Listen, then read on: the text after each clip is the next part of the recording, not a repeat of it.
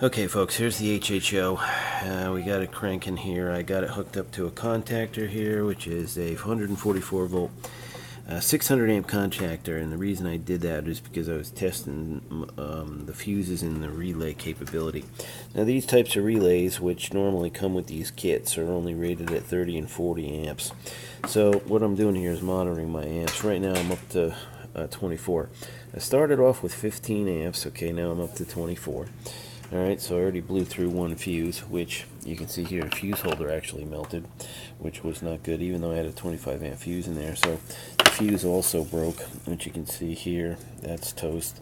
So anyway, so you basically had too many amps going through there. So I upgraded it to a different fuse. Alright, now I've got a 30 amp fuse in there, which is much better. So that fuse will work. Now, I'm running at 24.3 amps and it's still going up. So when I'm watching here, you see my meter back there, that's the one that's going to go in the car. That's approaching 30.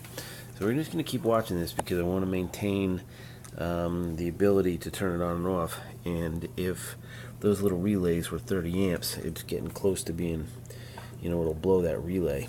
So that's what we're looking at here. So we're getting pretty good output. You can see the bubbles coming out of there. Those are all HHO bubbles. So you see them popping out of there. They're doing quite well. So I'm not going to measure it yet to see how much output I'm getting until I get the electronic side down. But like I said, if I can keep it up around everything I've seen online, most guys want to pull about 30 amps out of these particular units to get maximum efficiency in the car. So that's what I'll do. And then I also have the ability to hook up an FE unit, which will basically take, I've got one of these, came with the kit. What's that's going to do is really try and fool the oxygen sensor in the vehicle so you can tune it. So you're sending a voltage signal down the line to the computer to say there's nothing wrong with the engine, because what will happen is the O2 sensor will sense more oxygen, so it'll say, okay, that means I got to send more fuel, which is the opposite you want. You want to cut back on the fuel, so because you're going to be burning some HHO at the same time. So there we go. Look, now I'm up to 25, so I've gained 10 more amps with it just warming up. Now when I touch this box here, the outside of this is hot. Well, it's not hot, but I mean it's warm, so it's warmer. I should probably put a thermistor in there to see what my temperature becomes. It's proportional, I imagine, to the amps drawn. But anyway, the bubbles are a lot faster than when I started, so that's a good thing to learn too, that you get more production when it's warmer. It's actually, I think, more production when it's warmer and it's drawing more amps.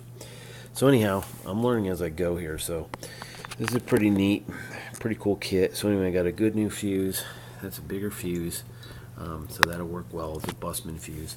And I got this larger contactor instead of these little tiny relays. Even though at the moment the relay would still be working, I'm getting close to tolerances at 25.5 amps. So we'll see. I'm going to let it run for a while. I'll get back to you maybe on another day. So anyway, that's the HHO kit so far. Again, getting pretty good HHO.